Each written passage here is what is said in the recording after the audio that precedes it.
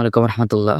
পশ্চিমা সভ্যতা মুসলিমদের কাছে বেশ অনেক রেসিপি নিয়ে এসেছে মুসলিমদের শেষ করার জন্য। সেই রেসিপিগুলোর ভিতরে অন্যতম একটা রেসিপি হলো ইন্টারফেথ। এবার ইন্টারফেথ মূলত বিষয়টা কি? ইন্টারফেথ মূলত হচ্ছে একটি আত্মকেন্দ্রিক ধর্ম। যে আমি বর্তমানে মুসলিম, আমি ইসলামের ভিতরে রয়েছি, বাট আমার একটা বিধান ইসলামের ভাল লাগে নাই।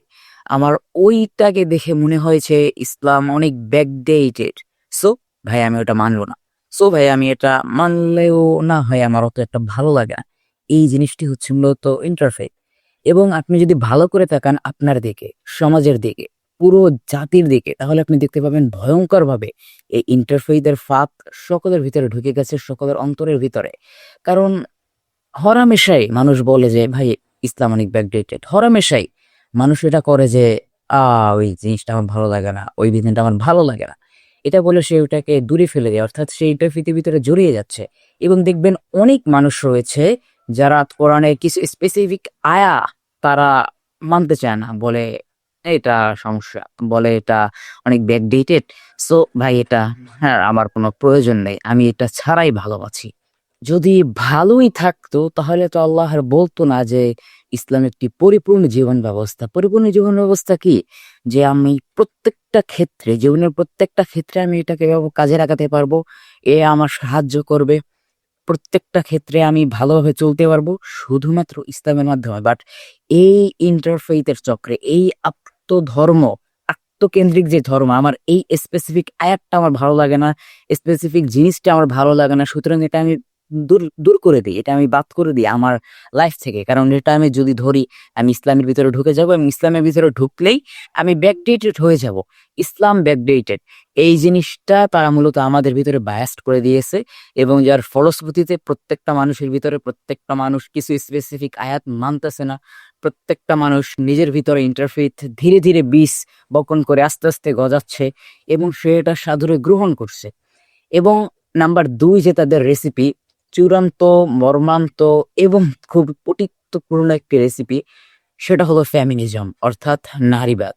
মোটা দাগে বলতে গেলে নারীর অধিকার। এখন আমি আপনাকে একটা প্রশ্ন যদি করি যে আপনি নারীর অধিকার বলতে কি বোঝেন, এখানে আপনি নিজেকে প্রশ্ন করেন, এখানে আপনি অন্য কাউকে প্রশ্ন করেন। এটা আমার পার্সোনাল ওপিনিয়ন যে আপনি একটা বিষয় কমন পাবেন। সেই বিষয়টা কি?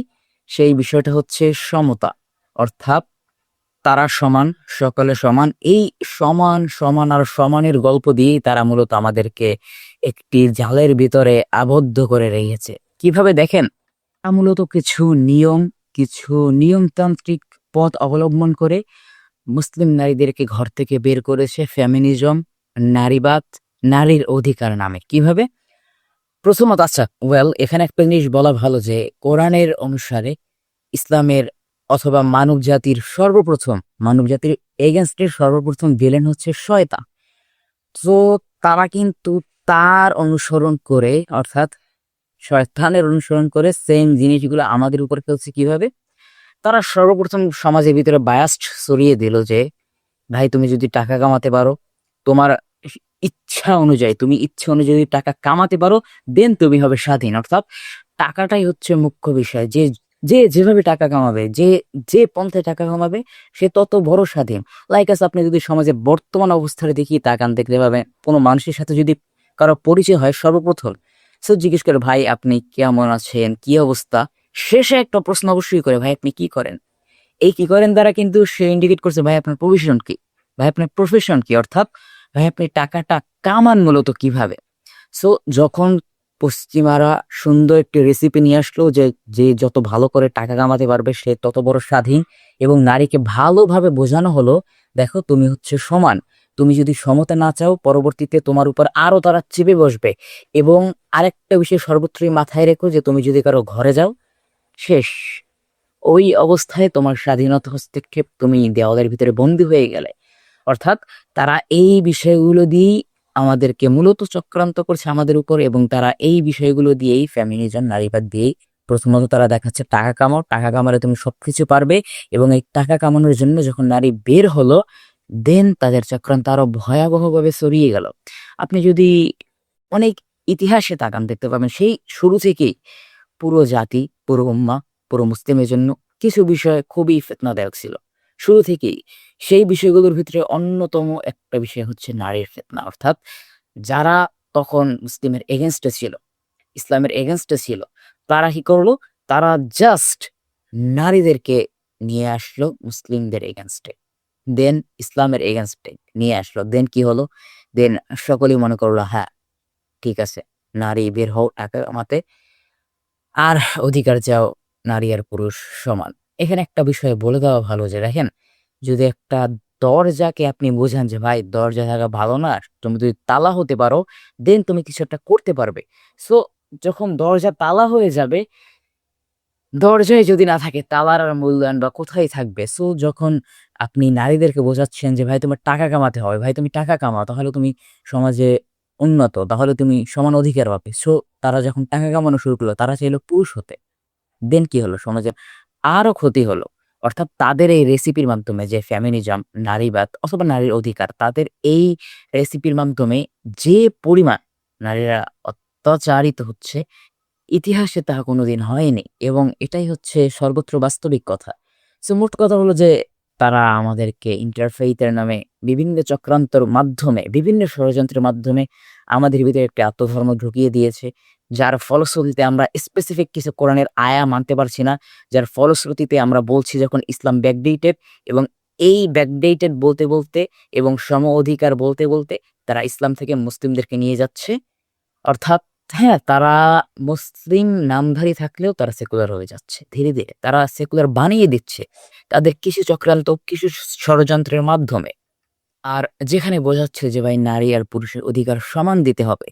কিন্তু সম অধিকারই কি সর্বত্র দরকার? নাকি ন্যায্য অধিকার সর্বত্র দরকার? তুমি যদি নারীদেরকে সমান অধিকার দাও, তাহলে পুরুষ কি ন্যায্য অধিকার পেল তার? আবার তুমি যদি সবাইকে সমান অধিকার দিয়ে দাও, তাহলে নারী কি তার ন্যায্য অধিকার পেল? এটাই হচ্ছে বিষয়। তারা যদি এতটাই নারীবাদী হতো, তারা যদি এতটাই ফেমিনিস্ট হতো, তারা যদি এতটাই নারীর স্বাধীনতা চেত, তাহলে তো নারী যে কাজে পারদর্শী, পুরুষের কাজে তো নারীকে দেখাতো না। তাহলে তো নারী যে কাজে পারদর্শী, তাকে সেই কাজের অ্যাওয়ার্ড দেওয়া হতো। এখন অ্যাওয়ার্ড দেওয়া হয় যে কে কত টাকা কামালো। এখন অ্যাওয়ার্ড দেওয়া হয় যে কে কার ইনকাম, অর্থাৎ কার চলা বলার শক্তি বেশি, তাকে অ্যাওয়ার্ড দেওয়া হয়। কিন্তু তুমি নারীদেরকেই যদি অধিকার দিতে চাও, দেন নারীরা যে বিষয়ে ভালো, সে বিষয়ে তাকে অ্যাওয়ার্ড দাও। যে দেখো কে সবথেকে ভালো ঘর সামলাতে পারলো, তাকে অ্যাওয়ার্ড দাও। সো ভাই যে মুখ্য টাকা কামাতে পারলো, এদিকে সমাজটা যখন নিয়ে যাওয়া হলো, দেন সবাই ইসলাম থেকে বেরিয়ে যাচ্ছে এবং বলা হচ্ছে ইসলাম ব্যাকডেটেড। এটাই হচ্ছে মূলত বাস্তবতা। যখন কিছু, কিছু মানুষের সাথে কথা বলি, দেন এই বিষয়টা আরো বুঝতে পারি যে তারা ভাবতেছে, অর্থাৎ এই কিছুদিন আগে একজনের সাথে কথা হচ্ছিল যে সে বলতেছে ভাই ইসলাম তো ব্যাকডেট, ইসলাম ওই কেন মানলো? সে কিন্তু মুসলিম, কিন্তু সে ধীরে, ধীরে কি হয়ে গেল? সেকুলার হয়ে গেল। ভিতর থেকে সে কোরআনের স্পেসিফিক কিছু আয়া সে মানতেছে না। সে হাদিস কিছু মানতেছে না। সে ভাবছে এগুলো তো ব্যাকডেটেড। ইসলাম পুরোটাই ব্যাকডেটেড। সো এভাবে ইন্টারফেইথের চক্রান্ত তারা আমাদের মাঝে ঢুকিয়ে দিচ্ছে। ফেমিনিজমের চক্রান্ত তারা আমাদের মাঝে ঢুকিয়ে দিচ্ছে। বাট আমরা তা দেখেও বুঝতে পারছি না।